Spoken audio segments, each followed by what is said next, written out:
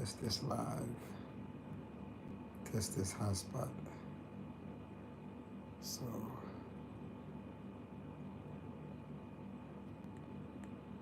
going live again.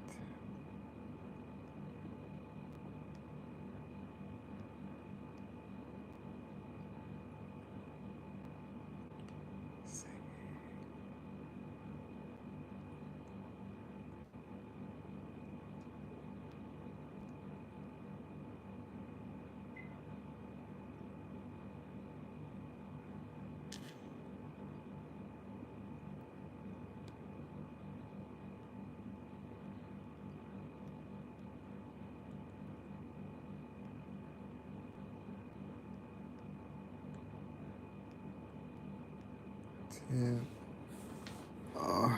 Tip 4.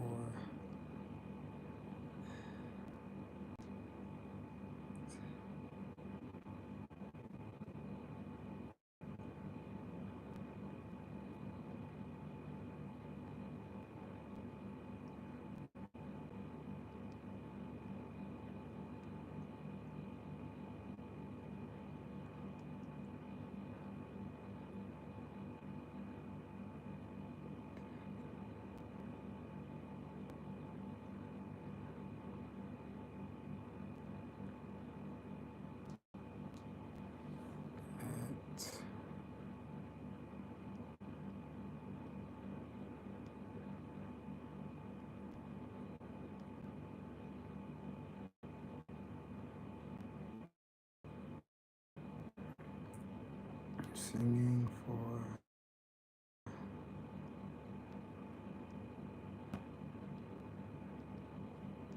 people.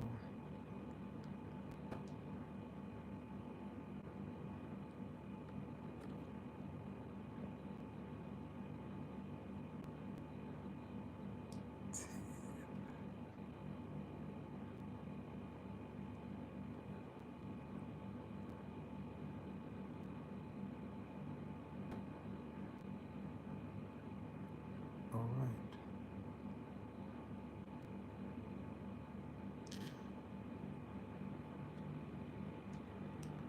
Service doesn't look. So I wanted to go live to test this hotspot. And let's go. Right.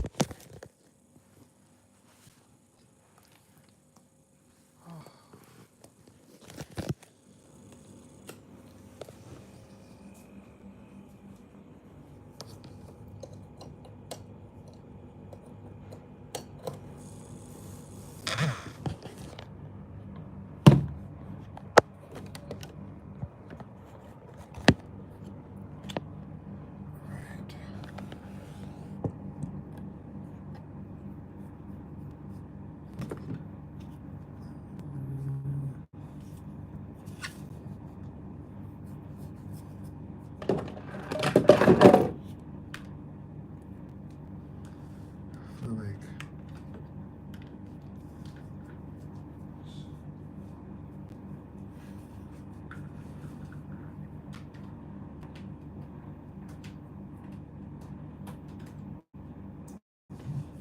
80% of the cocaine used in the United States is used by white people. 80%. But look at television every night. Do you see them going to jail? Because that's not the way the business is structured. You see, the drug industry is now nothing about this assault on our middle class community. And the mayor converted the desired area into a park. So instead of a black-owned hospital, we got a park. Later, Chicago in Chicago, private then closed. And then we had none. See, black people don't get it. They just don't get it. Back to Chicago in 1992, you know what I did, of course, was to immediately begin working with the schools. It was interesting for me to go back home. Those of you who know me know I started teaching Chicago Public Schools in 1947, and I taught every single grade. I started out as a Latin high school teacher in Wendell Phillips High School. Remember, I came up during Jim Crow, so I've never taught anybody but African American children. I came up during Jim Crow. I taught every grade. I taught Latin in high school. I taught educationally, mentally handicapped, primary and secondary. I taught English to the Spanish speaking. I taught every single grade. I was an elementary school principal and a high school principal in Chicago Public Schools. Then I was the director of the Woodlawn Experimental Schools Project, which was Chicago's experiment with community control, like your IS 201. I was director of that in Chicago. And then when the funding ran out for that, they put me downtown because they didn't want me back out in the field. So I was being punished. And I was given an assignment with this white man. I hated him. I'll just tell you the truth. I try not to hate, because hate really destroys you. But I hated this man. And the feeling was mutual. I understand, the feeling was mutual. So I wrote to the deputy superintendent, who was an African American. Hold on.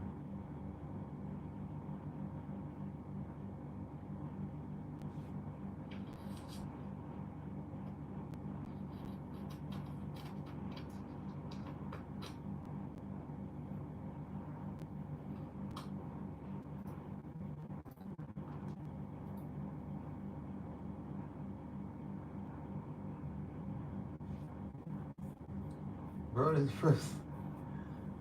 person really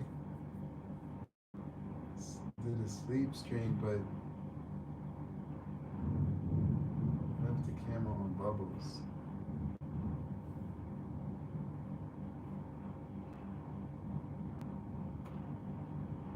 That's wild.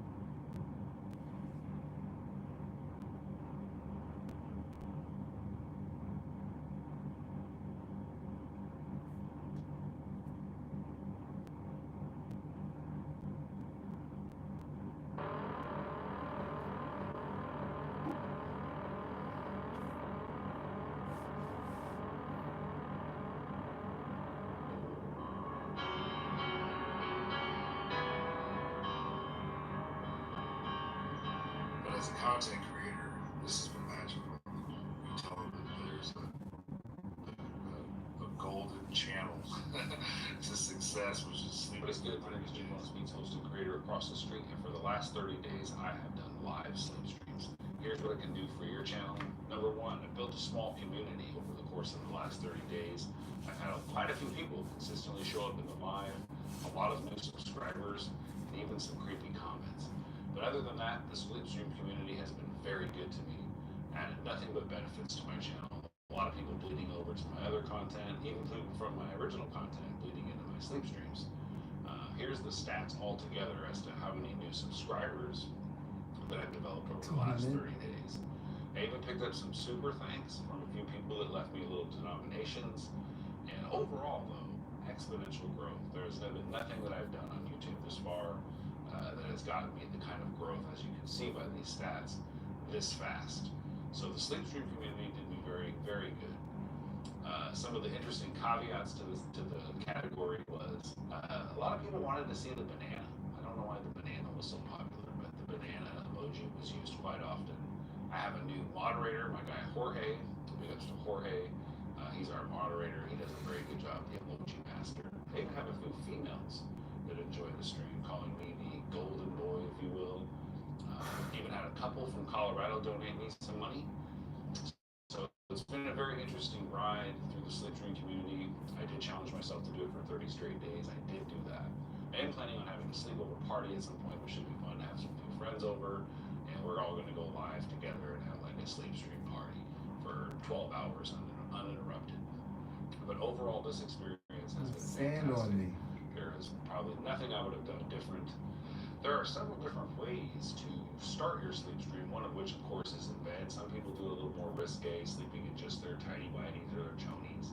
I did not develop that sense of security or comfort quite yet with the sleep streams. I think I am still a little bit worried about like what my neighbor might think or some of the other people that are watching my show for years. So I did do it with a little bit of safety in mind. I got a few phone numbers from a few people that you can actually see during the lives when I interact with quite a few people.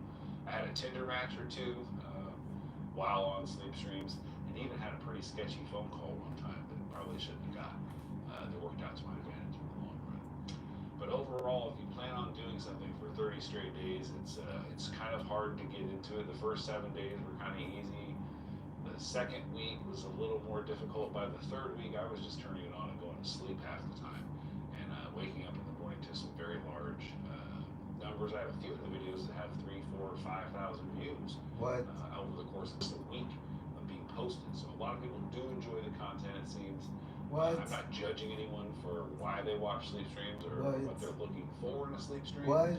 I was just looking to sleep. So it worked out great for me. I'm looking for watch Something hours. that we all have to do anyway, so I don't know why more people maybe don't entertain the idea of a live sleep stream from time to time. Ending stats as we go down here. That's 199. 199. Oh, my phone is terrible. 199 new subscribers in the last 28 days. So again, to have 199 like 30 days is fairly impressive. If you're ever wondering what it takes for you to grow your fan base, it might be as simple as just going to sleep. Well, thanks again for watching. This has been 30 days with Joe Davis and sleep streams. I'm tired. Talk to y'all soon.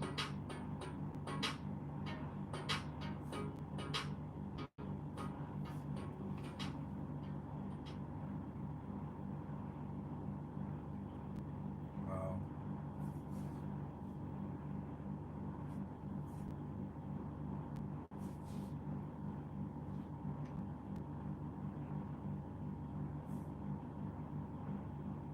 As you know, we like to break the mold of content, do exciting new things, which is why today I'm gonna go to bed. That's it. I mean, that's the stream. I'm not gonna lie, this is the most nervous I've been about a stream ever. I'm not nervous with 10K playing marbles with marbles that say shake your head. 16K people saying laugh, laugh, laugh. 12K of me playing a game, and if I choke, everyone makes fun of me. This is the most nervous I've been, and it's something I've practiced more than anything else. Go to bed. I don't know what it is. I think it might be the lack of control, because I'm just gonna be in bed. Look, we're not just here to watch a man sleep. We have some things to entertain y'all, the masses. Which is why, for this sleep stream, there's gonna be a couple things. One, media share will be on. TTS will be on. So, if you want to say a little message and have it be read out, you can do that. When do you plan on waking up? I don't know. Can I just be clean? I have no clue what I'm doing. I think our rule should be simple. Something everyone understands universally. I'll sleep at least until the sun rises. It's like 6 a.m. And maybe I'm asleep and we go longer. Maybe I'm dead awake the entire fucking time, waiting for that sun to peek around the mountains. Who knows? Well, once the sun rises, I am allowed to end stream. Does that seem fair? Can I get a Hoya? Oh yeah. I did not copy Too Mad. I did not copy anyone except for one human. Bless their souls, a founder of Twitch that does not receive enough credit. Of course, I'm referring to Amaranth. Wake up. It's time to wake up. Wakey, wakey. Weeble wee. Wakey, wakey. L_. Yeah. Amaranth did it first. We are going to make a shit ton of money. And when I say we, I mean me. Because all you guys are excited to annoy the fuck out of me. However, this money is not going to my pocket. In fact, I will make sure that every last dollar will be used to purchase the A24 Cars bed from Uncut Gems. All proceeds go to charity. I am the top bidder for this. I will say, right now my bid is $2,500 plus $4,000 shipping, so $6,500. Everything will go towards that to make sure we win it. And if we don't win, we'll go for something else like a goddamn Furby or whatever the fuck they're selling. Why not? Let's just go for the dump. Why not have 2 cars bed? And then we can do a second sleep stream. Me in the left car's bed, Cutie in the right one. 5 head. So this is it. This is like what it'll be like. Why can't I just fucking... I tucked in the bed sheets. Fuck. Shit. There we go. It's might Just not be weird for once. Mic up in I feel like bed. I'm not asking for a lot. Yo, Cat, wanna hang out? Hey, I got gummies. You wanna get fucking lit? Today's your big day. 20K subs. People. Hey, this sleepyhead. Hey.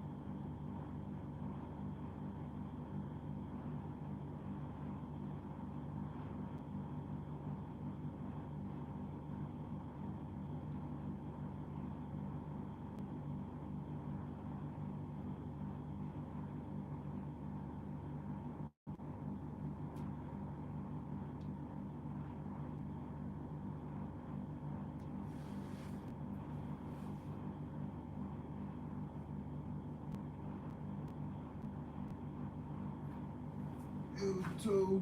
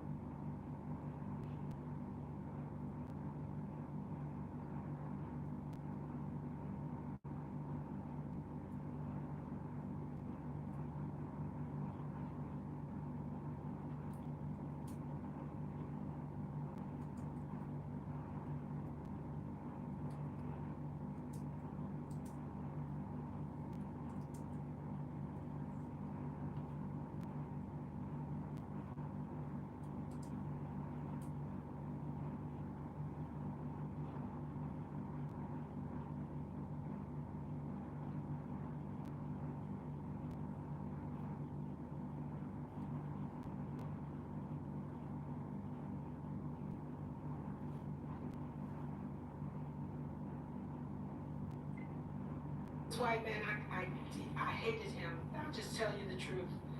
I try not to hate because hate really destroys you. But I hated this man, and the feeling was mutual. I understand the feeling was mutual. So I wrote to the deputy superintendent, who was an African American, and I wrote him a long letter. I still have a copy of this letter, and I have his reply because one day I'm going to put it in the book, although I might wait until he's deceased. Anyway, I wrote him a letter and asked him to move me out of here because of this racist man, and also he was to some other problems. And so the African American wrote back to me and said there wasn't anything he could do to help me, that that I would just have to get through it like everybody else did. And so I quit. I quit to Chicago Public Schools and left Chicago. That was 1972. And this white man went to jail. He's still in jail.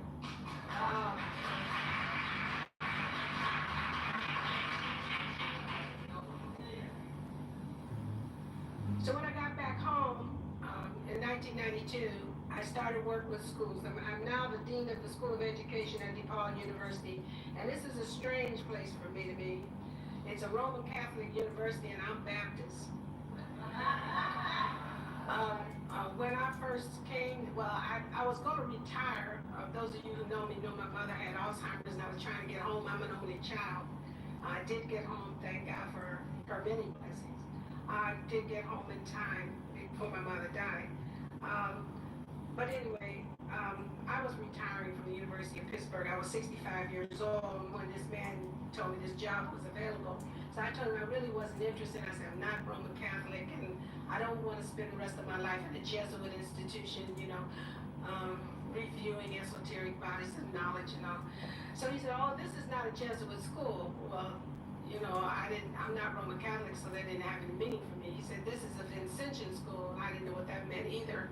So he sent me a book about St. Vincent de Paul, who was the founder of the Congregation of the Mission, which is the order of priests who founded DePaul.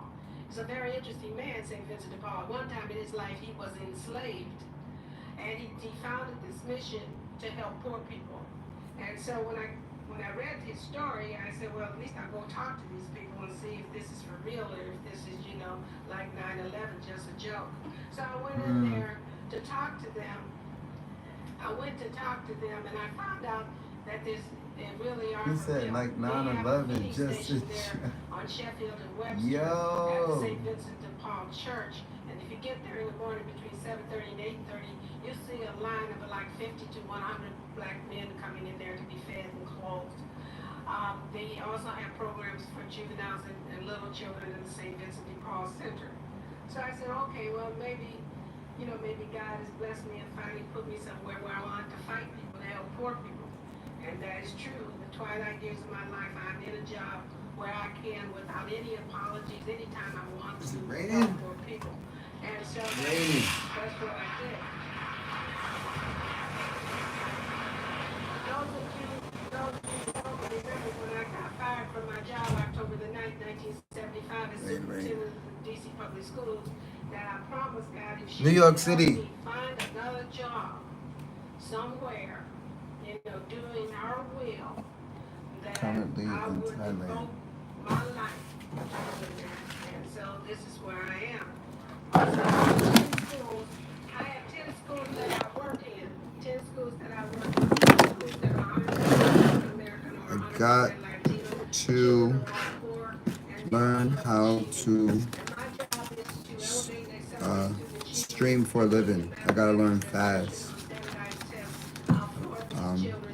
This government wants me to pay the money. Now, since I've been back in Chicago, I've been having a big fight with the reform movement. Thailand government Now, wants mind you, the school system wants there me is to pay the 56% money. African American, 32% Latino, the rest white. But the entire reform movement is made up of elite white males. Most of them are middle class or lower. I want to What just they stay are on trying this to do live now for is like to abolish forever. standardized tests in the schools, so that when they take the schools over, New York City. when they privatize the schools, New York City. New York City. Like the live, hit that thumbs up. First place, we suspect these tests. We always have. We have always been in the vanguard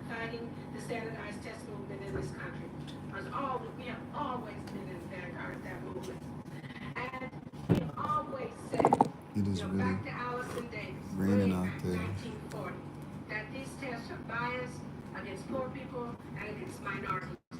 We have always said that. We have always said that. So this is not new to us. We understand that. So now they're playing on our suspicions. They're saying to us, oh, you know these tests are biased? And we said, yeah, sure enough, that's right. So they said, well, we want your support to abolish these tests. And we say, yeah, fine, you got it. And then they abolish the tests. Then they take the schools away from you and give them to the corporations. And then you will have no way of knowing whether your kid can read or not. Right? You cannot hold them accountable because you don't know what they're doing. Okay, but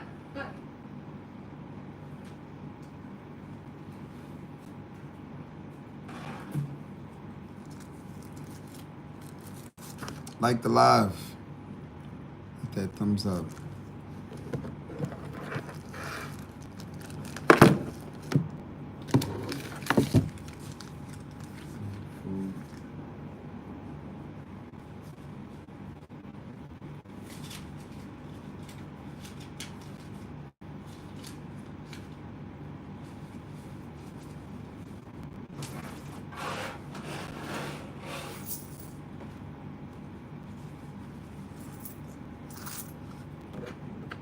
Happy that weather missed me. It missed me. I'm not getting caught. Let's go downstairs and take a look at it.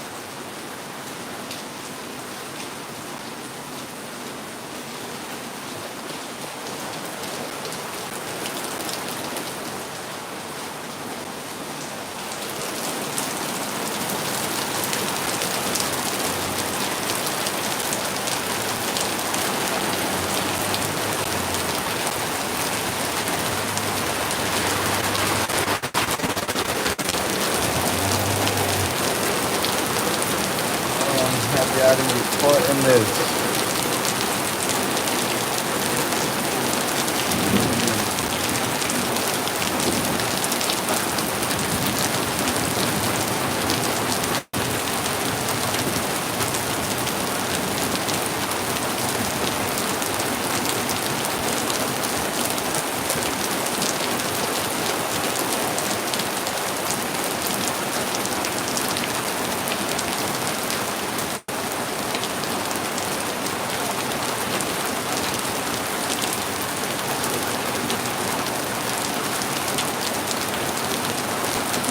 stopping me from getting food. I was late.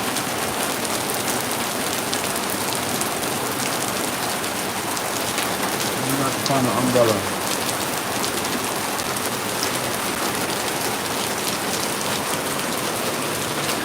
Somebody got an umbrella in here.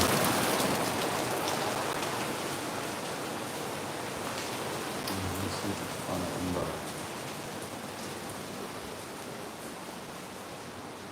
No, I go out there, I'm gonna get drenched. I got no umbrellas in the lobby. Love this hotel.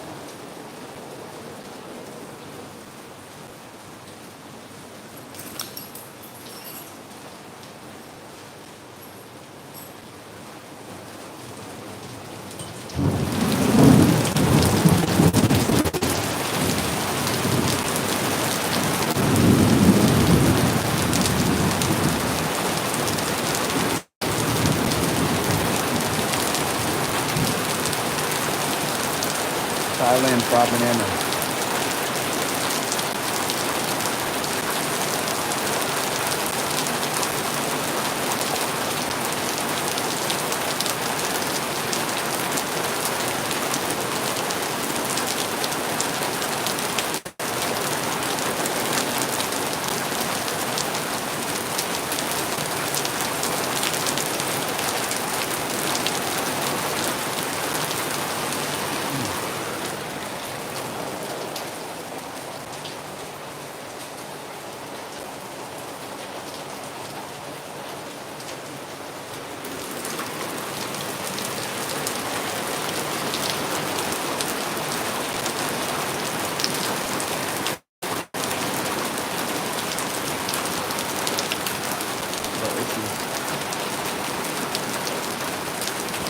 Got like seeds. I think these are seeds. What is this? Is this seed in a banana?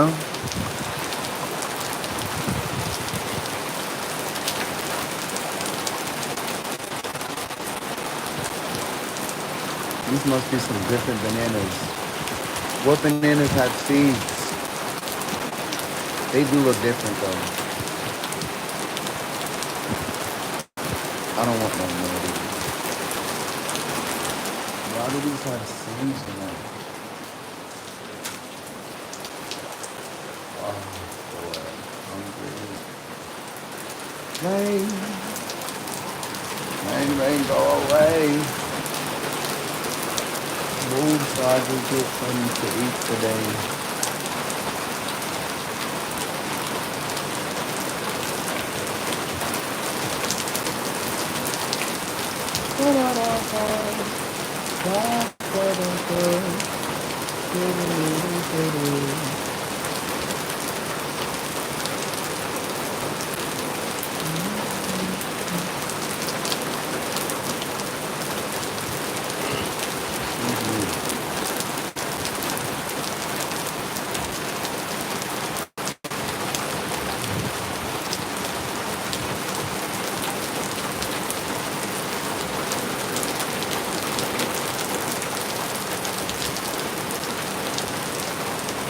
Gotta have an umbrella somewhere in here. I gotta get to 7-Eleven. Gotta do it.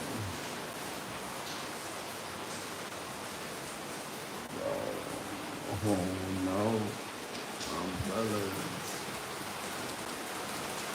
Nee, where's the umbrellas? I don't got a plastic bag or nothing.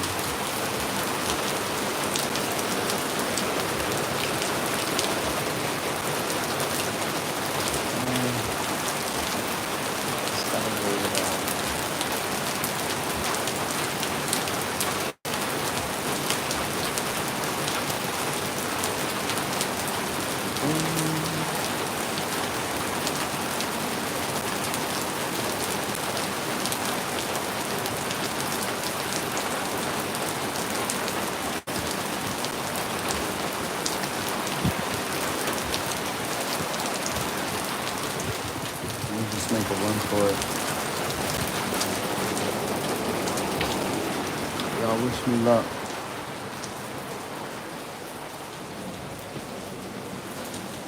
Just make a run for it. Just deal with it.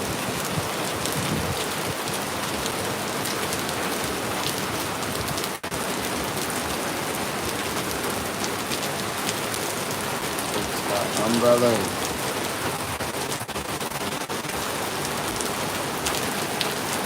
What's up, bro? Trying to figure out how to monetize this channel.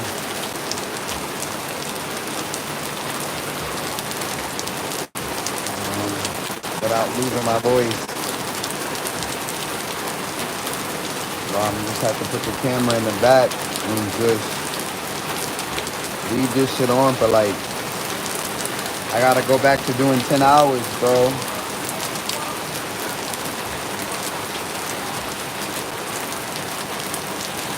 Monetize this channel and get these super chats. I don't know if the super chats is gonna make a difference. You still gotta have a core audience.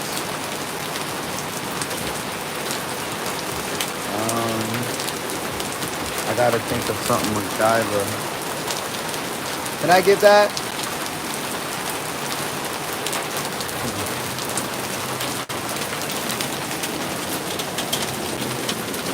I'm about to go to next door and snatch one of they.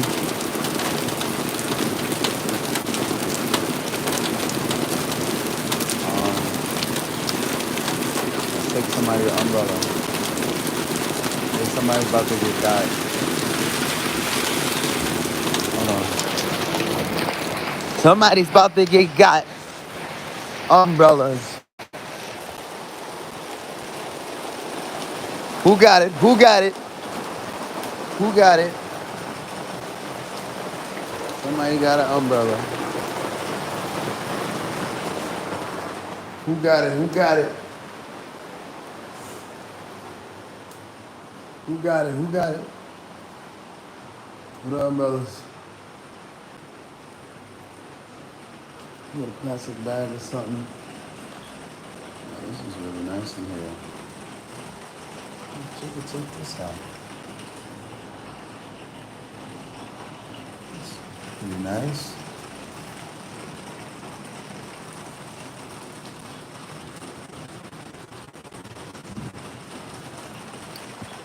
But no umbrellas laying around. Come on, guys.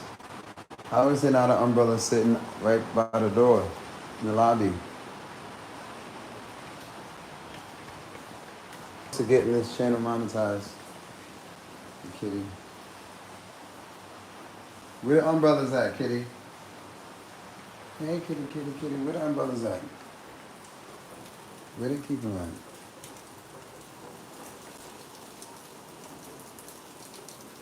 at? Got a plastic bag or something in here. I'm about to put a piece of sheetrock over me. I don't want to get drenched, even though super chats, you don't get all the funds, but in Cash App you do. Well, yeah, I think Cash App is, we got to get a bunch of people on the live stream though for Cash App and Venmo to work. That only work, Cash App and Venmo only works when I'm in front of a lot of people. A lot of American people. Only America uses Cash App. So I gotta get in front of, until then, I'm just like, get the channel monetized and start making some money off of all of the videos that are already posted. I might not make much from the copyright stuff, but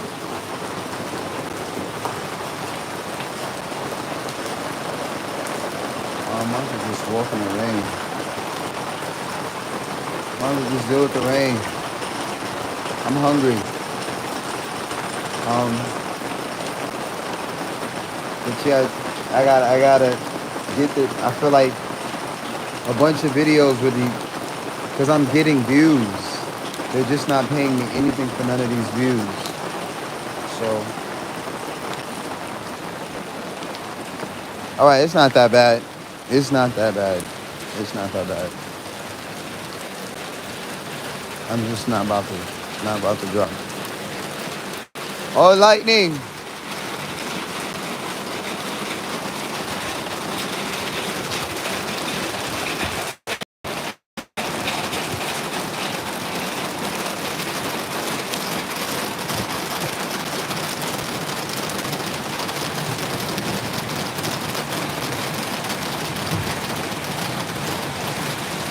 Okay, my hotspot is working. So that's one of the reasons why I started the stream again, because I bought a SIM card and I put it in. I put it in the same phone that I already had. And I just want to see if it works properly. It seems to be working. I don't know about this charging port though.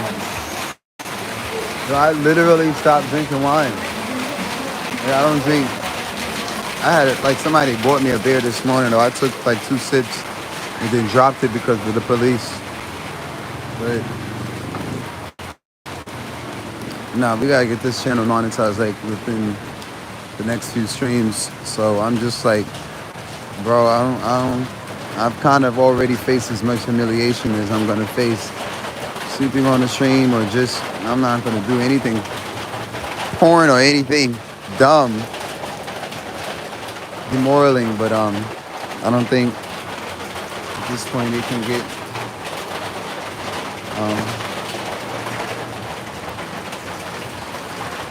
and then, you know, hopefully we get some subscribers. Like the more subscribers, the more people that will actually share and like. I'm gonna wait.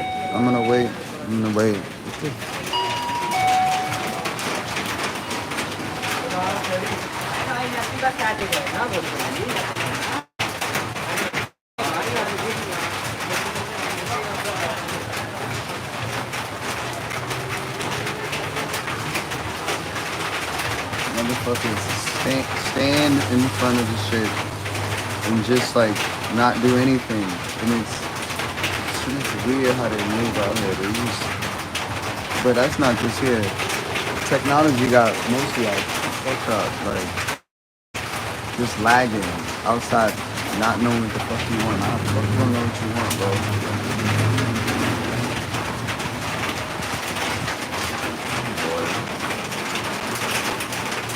But rain is not so bad.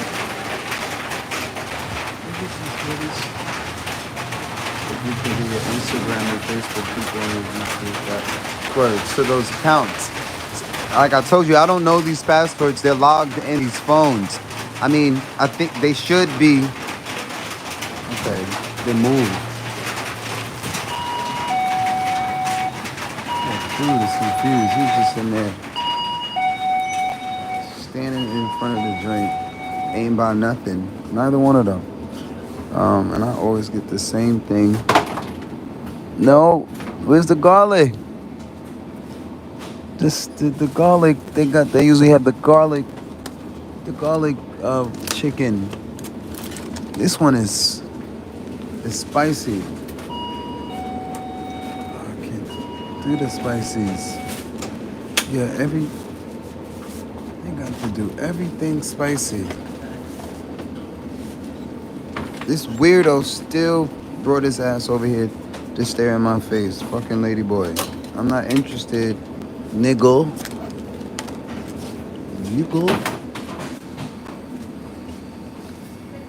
This is weird, bro. Can you make one, please?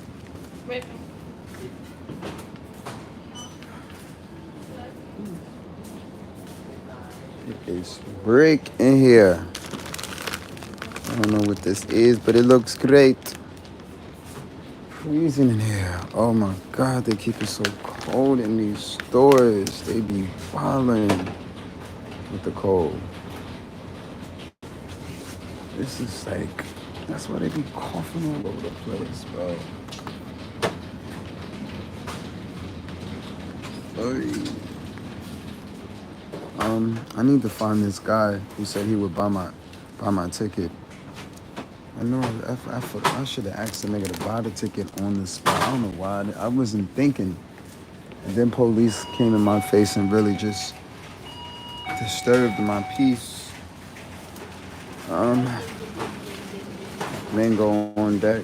No mango. They not outside because of the rain. No mango tonight. We had mango yesterday. Bro, I'm in a real fledged relationship with this Thailand mango. Every time I have mango, I think to myself, what am I gonna do when I get to America or I get to another place and I taste some mango? It is not like that. I'm gonna be insulted, bro. Bro, they mango out here is on point, bro. Hawaii mango is on point, um, but Thailand mango is on point, on point. Let me do this as well. Hopefully that's 200 bucks and I could tap it on my card. Oh, of course it's not. Oh, of course it's not. Oh, it's alright. I got cash today. I went mad long with no cash. Only just started making some money again, back singing. Two days in a row, they tipped me over $1,000. And I, no, I'm gonna get myself to Cambodia, or I'm gonna do something so I can pay this brother back and not feel bad about, owing this man a little bit of ass money. 140.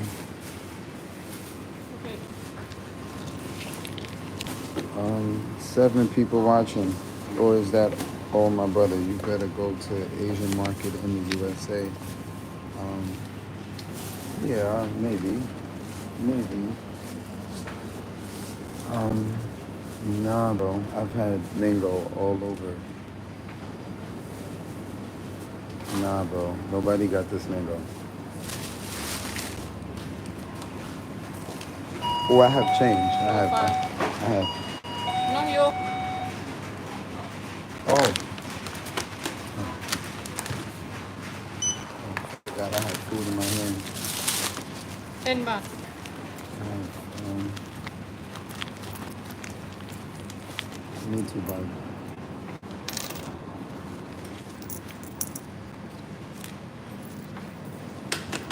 I need to buy toothpaste. Oh, wait. That's a real, you said that's a real 7. Yeah, it's dropping though. Why my lives just go, that's why I'm just about to just stay on live. The numbers, they putting me in the shorts now, and just people be in and out of my live all day.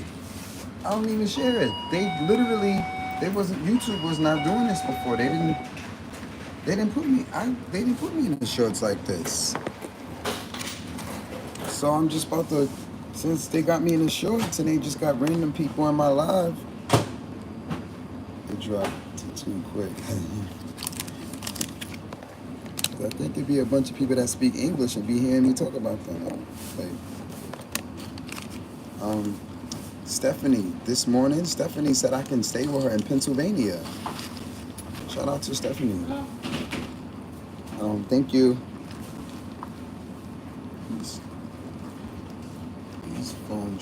Please phone charge. I wanted to go out. Actually, I'm gonna still try to go outside. I don't know about the rain though. I'm trying to drive in this rain. But yeah, I wanted to, since my hotspot is working,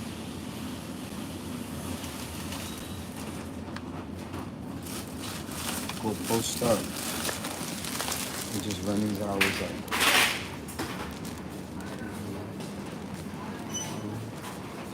Do you have charge?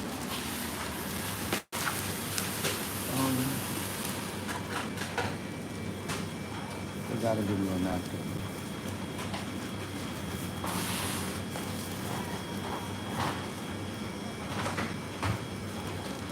But they're not big on napkins out here. This shit is just weird. Look how they just give you their stuff.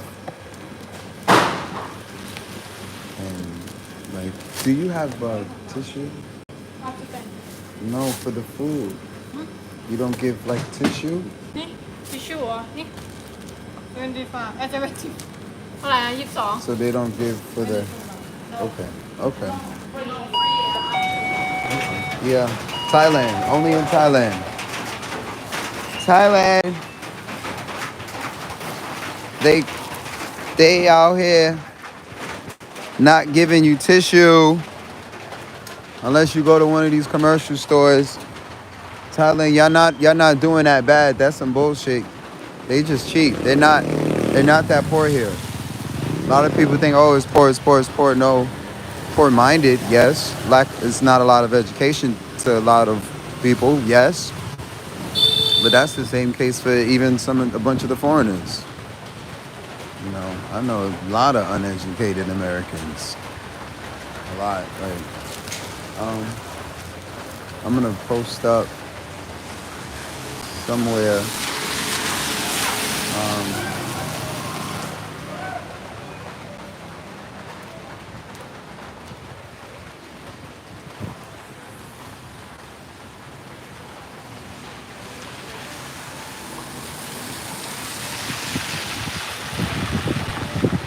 I can't believe this thing is working fine.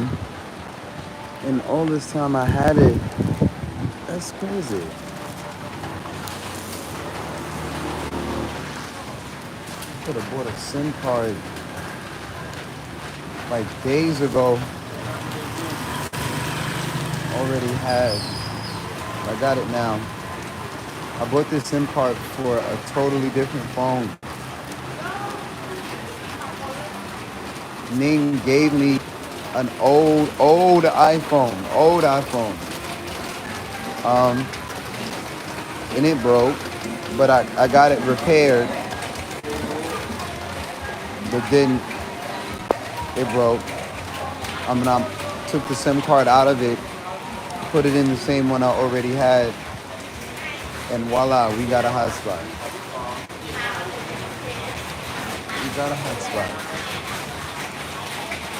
I need to see what's popping with Twitch at the same time as this one.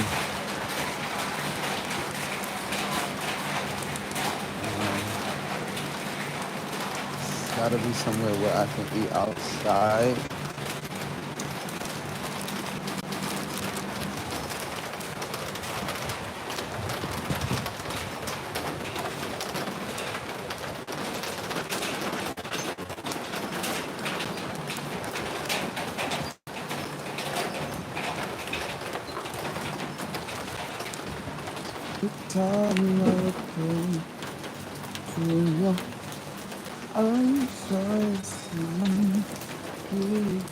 Oh, that shit is drenched.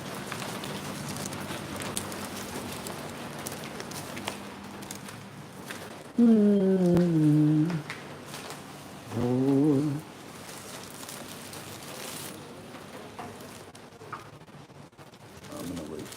I'm gonna wait for it.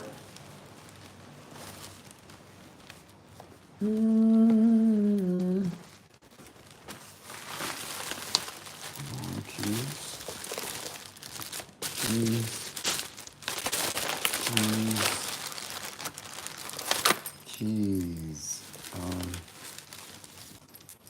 Need to try to just go somewhere outside. But that's what I'm gonna do.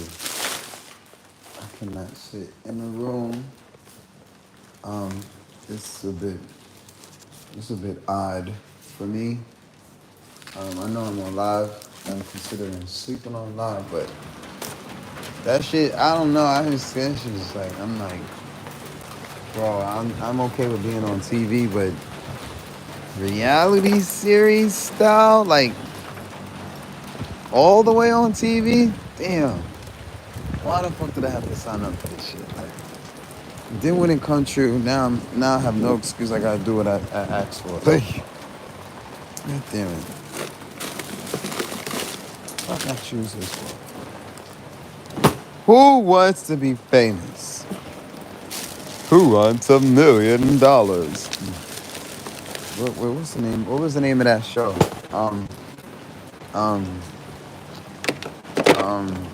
I forgot the name of that show. What was the name of that show? With Regis. Something, something $1 million. I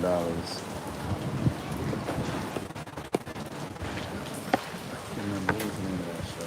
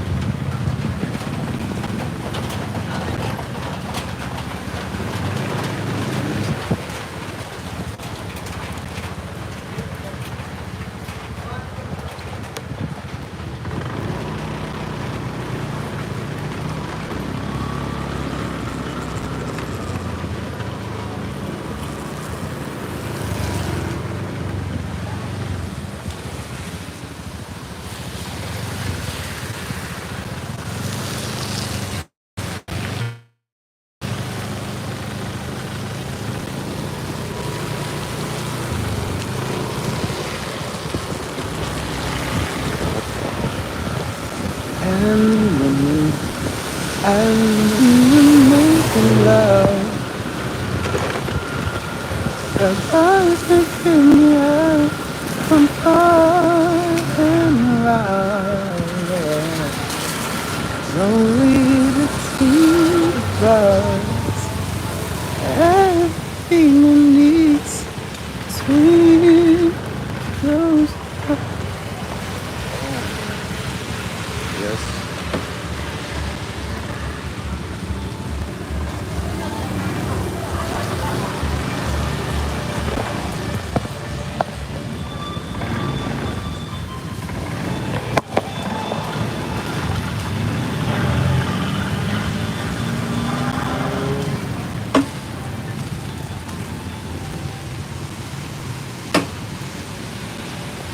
Right, let me put this thing on a kickstand. Excuse the instability.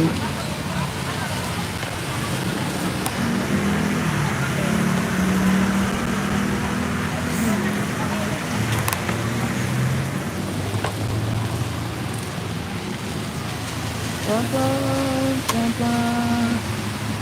bum, bum, bum, bum.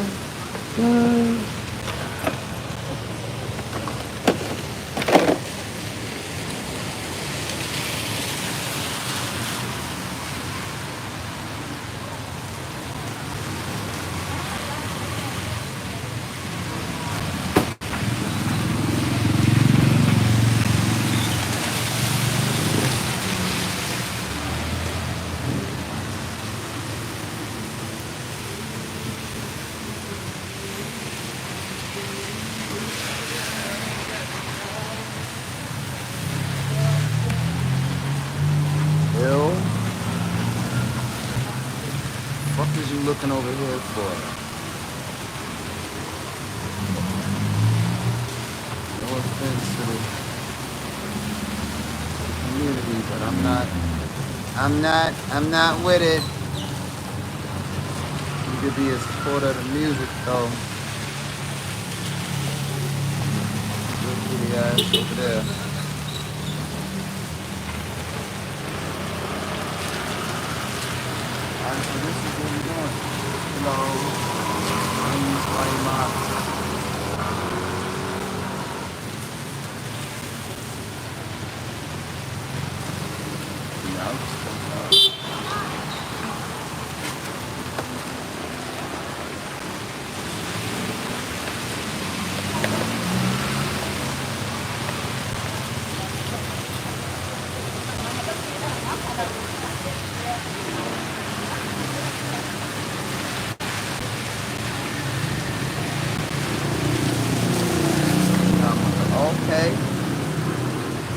not looking bad.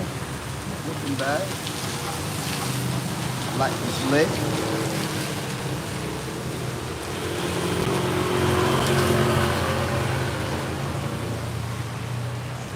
That lighting.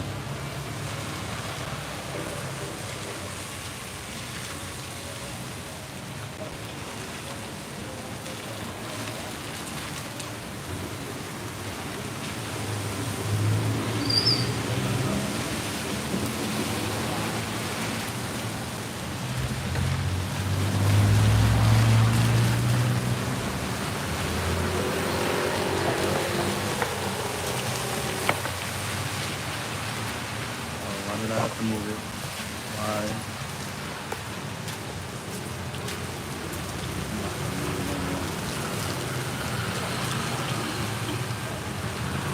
I can talk to you in the comments.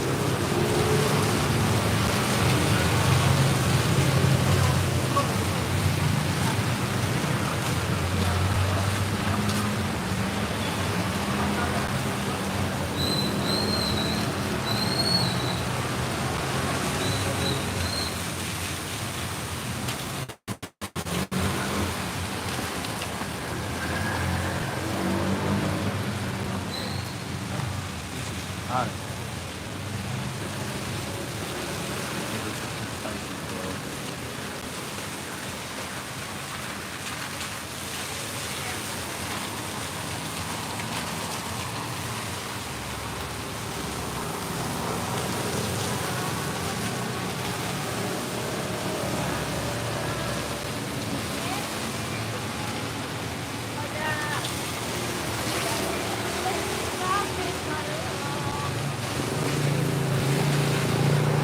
Hello.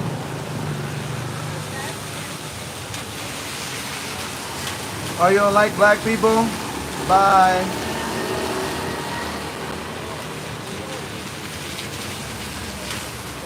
Bye, Karen. I love you, Karen. Brittany and Rebecca. Bye, Kelly. And Taylor Swift. I love you.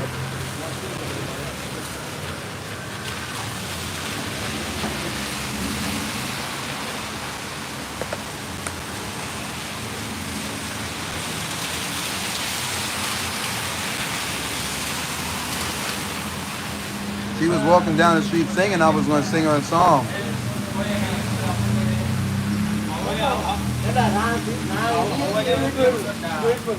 But if you two stink for a hello, then bitch, you don't even know you walking past a singer, like a real one, like.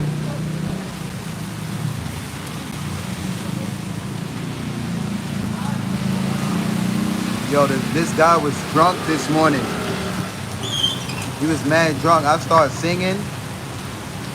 Dude, literally, like, his whole aura and energy changed. He was like, I mean, he was already kind of close because he was drunk and feeling good. Who knows? It might have been a bit more than alcohol, but I started singing. The nigga gets even more friendly. I'm like, bro, he didn't touch me or nothing crazy like that.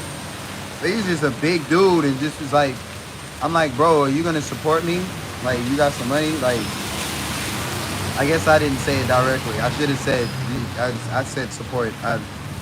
I'm used to not using the word money.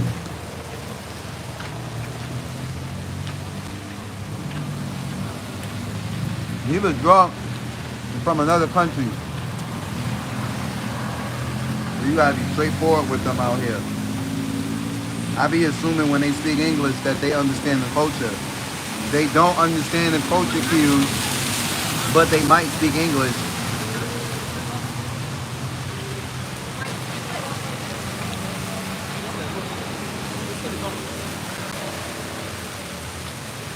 Go through the same thing in America. When you leave one state and go to another state,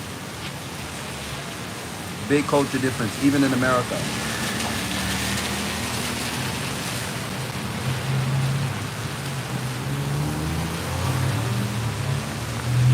Ask any New Yorker that's lived in the South for a period of time, or any Southerner that's lived in New York for a period of time, or vice versa.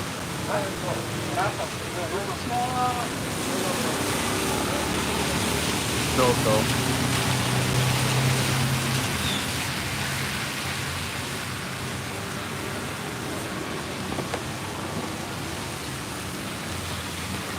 But usually the Russian women, no offense, most of the Russian women, they are, yeah.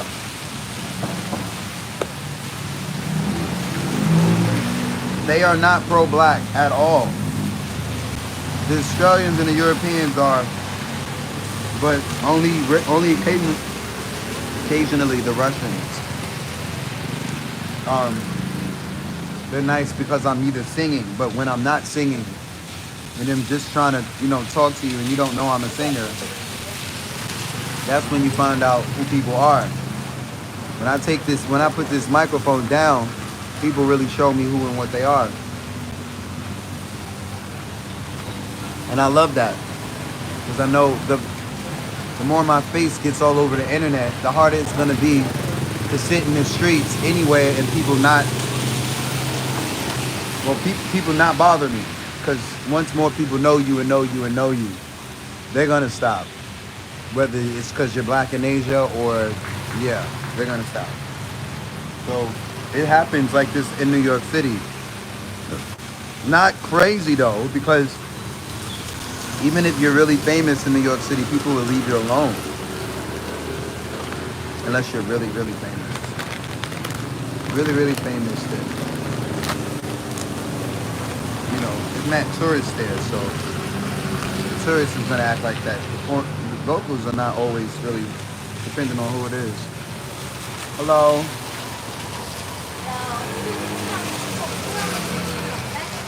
Hello.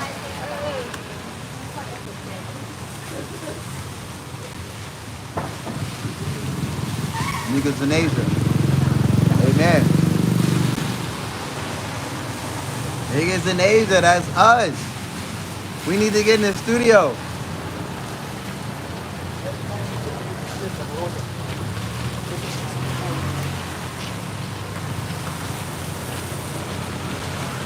This little corner is big enough to have a little right here, right now, like, bro. If I had like some sort of moderator in real life or MC in real life, that can draw people in, or they sing and I draw the people in.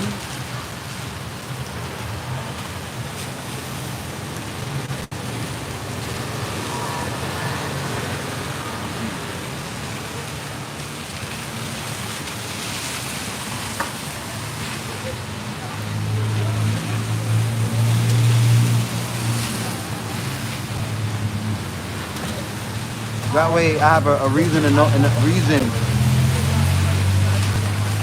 Hey, playing the grave, nice. Oh, I can sing a little bit. I can sing a little bit enough to carry a tune. Let's get it though. Let's get the doo-wop going.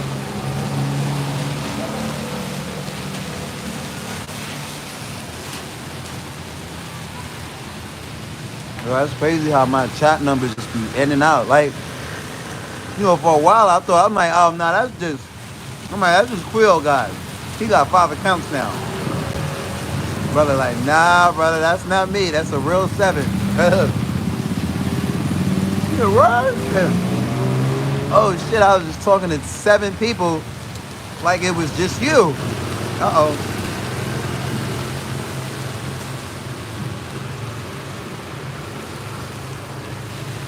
I don't know, shout out to all of the tippers. Consistent.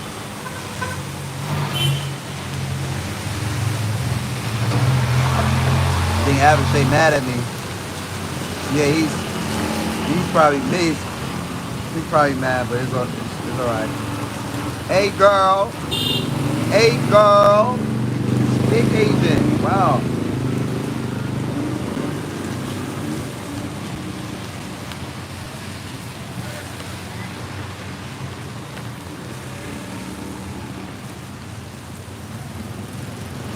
wanted to come out with me the next day. I told him straight up I wasn't really comfortable anymore. I need to get my money together. And he's not helping. Honestly. No offense to the brother. He's standing around waiting for me to give him the money that I owe him, and I'm like, bro, that's some bullshit, bro. I can totally give you more than what I owe you if you take some initiative, but I know he don't know better because he come from a different place in life. And that's why I'm like, brother, just sit down and let me get you. And no offense to the brother. As soon as I did that, the following day, that same day or the next day, 10, 12 hours later, I made almost 2,200 bucks with no phone, without dragging him along to use his phone or for his help. But he don't know how to really do the streets, so I'm not about to bring you out here. You don't even know how to help me talk to people. Like, cause this is just a networking game. It's not just about talent. You know how to talk to people. You don't even gotta sing. People would support the fuck out of you if you know how to be real. You might offend a lot of people by being real, but when you know how to I don't do it enough. Just come out and just tell my story and talk to people and some people, that's all they do. And it's a hustle for them, but I'm not about to do that. I'd rather perform for you and give you something tangible and then give you a little bit of my bio.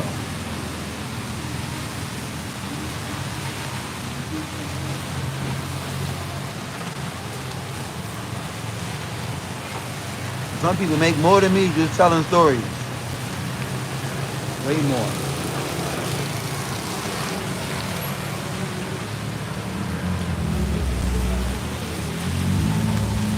I'm gonna get myself together so I can compensate y'all. And I think the time separate. It's the only thing that I have, because I feel like every time I let somebody get close to me, actually, I'll say it on camera, and I said it to him to his face. He said he did it more than one time. While I was sitting there, doing the ministry, he asked me, he politely, hey, ladies, hey. Look though, you must be talking about our boy. Yeah, the brother, I told him already, like, I kind of gave him 1 warning, 2 warnings, and I can't really bring you out because he made it clear to me. He said, by telling me to, hey Mark, can you just go to singing? Like, it's some weird shit. That's bad enough. I owe you like $100, $200, or whatever. I owe you hundreds of dollars. So no, I don't. I owe him a little bit of bread. And he's like, more than one time, hey, go back to singing. And I tell my crowd every time they tell me that, because women sometimes they do that too, and they don't realize a lot of people are around for the commentary. They're not just around for the singing and dancing and jokes and the motivation and the spirituality. Everyone has their own reasons. But I joke about people telling me to shut up and sing because they're so infatuated with my voice. They don't even care to hear me as a person or know me as a person. They just want me to sing. But I fucking take offense to that shit. No matter who. So if I'm talking and you're talking, that's like if you're talking to me and I just told you to stop talking to me and go fucking play the piano. In the middle of you, like, what, nigga? But like I said, yeah, he don't. I'll try to be devil's advocate as well. He don't know no better, but I bet you he know now.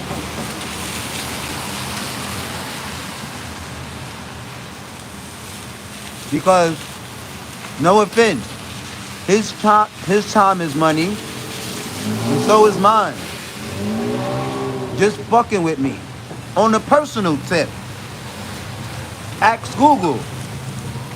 Now, with that being said, you say I can come out here and stand in the middle of the street, have a conversation, or have a song, or a dance, and the people pay me. So if you my peoples, and you can't take care of me the way I can take care of you, nigga, I'm just paying your ass. And like I said, on top of that, I already owe him money. So I'm like, no, sir. No, sir. You're gonna fall back, and I see your ass when I see you, and I focus on giving you this money, getting your bread. You're not gonna, bro. Especially how I'm feeling with my life right now, being fucking stranded out here, and me feeling like after I get myself through this shit, the only people I'm fucking talking to in real life, face to face, is those who was with me when a nigga didn't have nothing, which is pretty much, yeah, I mean, yeah, that's pretty much nobody. But y'all know what I mean. I mean at this point. So I'm just saying, I'm like, nah, bro, I monetize me, period. All of me. And the only people around is the team who I'm working for y'all. Y'all working like it's a partnership. I felt the brother was more interested, like me and you said, brother Creole. He's more interested in jamming, and I want to jam too. I just will jam after I get this motherfucking $10,000 or more, and we can hang out. And because he is not interested in a few thousand. This thing is, bro. I mean, that's why I started to, like, you know, tell him about himself. Like, bro, I appreciate you giving me, bro. You lent me less than $300, and I'm gonna, but I'm like,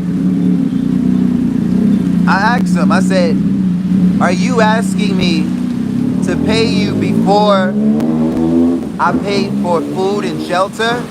And he's like, no. But I'm like, you do know that you've asked me, you reminded me more than one time about this $150, bro. And then I showed him my receipts. I'm like, you are aware when I go home, literally everything you gave me in increments, not in one shot, in increments. I make that in a day. I make that in one set. You are aware of that, right?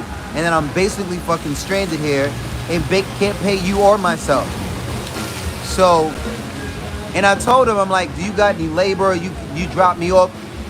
Let's utilize me. What ideas do you got? What? Nothing. Nothing. The only work being, you know, like this shit we've been doing. So I appreciate him hanging out, and that's what it's been. Sometimes I mix up the fans for the supporters. On God, there's a fucking difference between a fan and a supporter. A fan is a fan.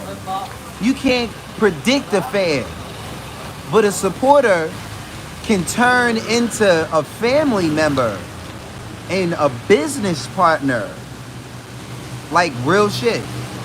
And a fan is just, they fangirl and they just happy to be around. They don't, you know, whether they making money or they just, but don't try to get a fan to work for you or work with you or think for themselves. Fuck out of here. Not think for themselves, think for the brand. But a supporter is 9 times out of 10 like, yo, what do you need? Or I saw you lacking here. I figured I'd provide this and not ask any questions. So it's a difference, man. And I always mix the two. I didn't fucking marry the fan. Barely though, barely. Yeah, most of my girlfriends, most of my male friends, most of the people I had in my life, they were not people that I can partner with and go to the gym or go to the bank and go half on the fucking loan or go half on the business plan. And that's all I'm focused on right now. No offense to all of you good friends that just want to be friends and do social stuff. That's great. But right now, as a black man, I gotta put everything, including my own stuff, on hold to get this bag, to get my dignity in this world, to go back to being a regular entrepreneur, regular treated fair citizen. Outside of that, middle class and lower is not an option for me. Making less than what I've been making at home is not an option for me. That's not an option. Because you do the math. $200 5 days a week. Like the brother already did the math.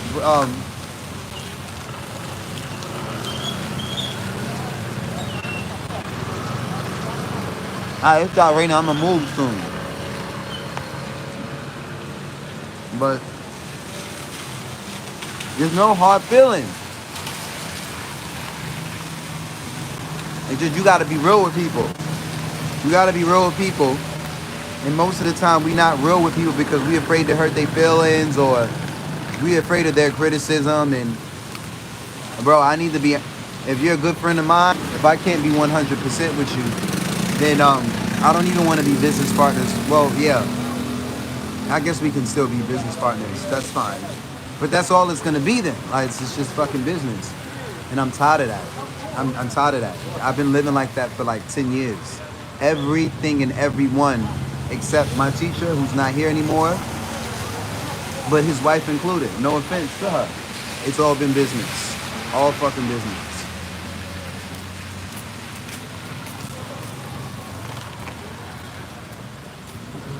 They try to act like it's not, but I'm not stupid. The government told me it is. Read the law. What's going on with y'all? I don't give a fuck about a nigga calling me whatever they call me. You can call me whatever, bitch. I can read. You niggas can't even read.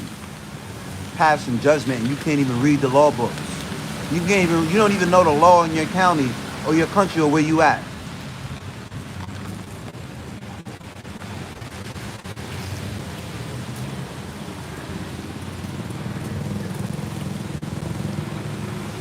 The Constitution, the treaties, all these government documents that say who and what we are as American citizens.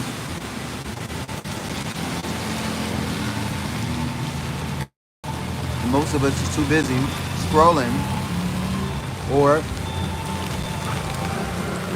working 7 jobs and going to school at the same time with 3 kids. Or more, or less. And it's not a bad thing. It's just king and queens, don't be too late to educate yourself on or brainstorm. Spend a month, spend a week, spend 6 months, spend some time and figure out why are you here? Why are you living? Why are you here? What are you doing with your life? Like, why are you here?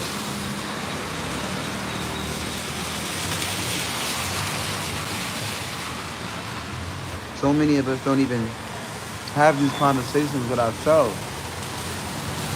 We're too busy getting the bag. God had to sit me down several times, including in Asia. Sit down, nigga, sit down. Sit down with your old scary ass. Sit the fuck down. Hey, that's her right there. Hey, damn, man. You see that fish? You know what I'm saying? Stop playing. I'm calling Michael Jackson. Hello. Ryder, what's poppin'?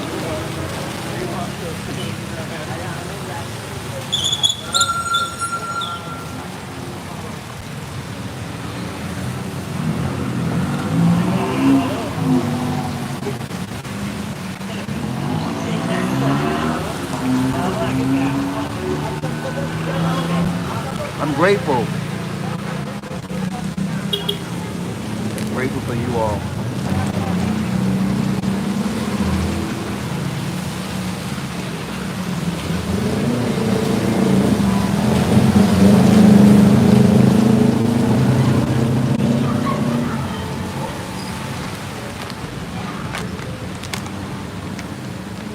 And the trolling slowed down. And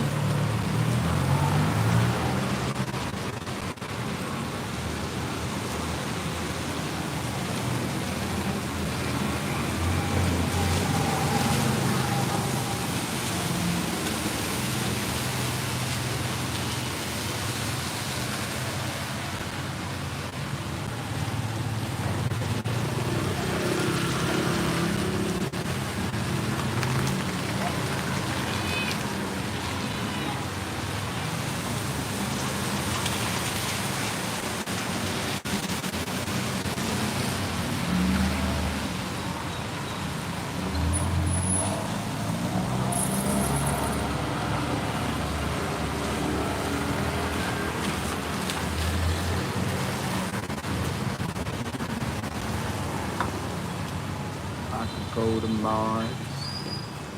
Wouldn't be too far.